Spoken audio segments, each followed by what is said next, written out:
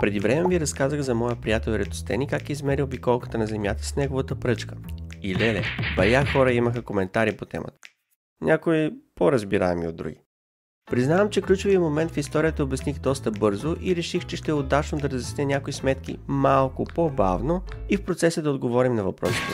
Защото геният на Ератостен не е в сложните изчисления, а в това как прилага знания на петокласник в глобален мащаб. Което означава, че дори и ти можеш да го разбереш. Точно така. Аз вярвам в теб.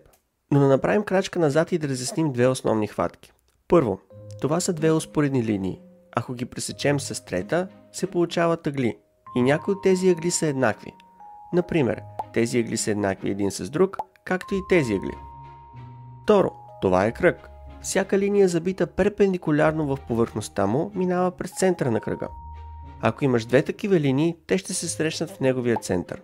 Вярваш или не, това е всичко, което ти трябва да знаеш, за да проследиш логиката на Ератостен. Кръгът е нашата планета.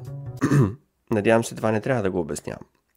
Едната линия е пръчката на Ератостен и нейното продължение до центъра на Земята, а другата е кладенецът в Сиена и неговото продължение. Те се пресичат в центъра на Земята, както казахме вече, и се образува едно парче от обиколката на Земята. Колко е голямо това парче? Колкото е разстоянието между Александрия и Сиена. Но каква част от цялата обиколка на Земята е това парче, още не знаем. Само ако знаехме този ъгъл колко е голям. За целта ни трябва Слънцето.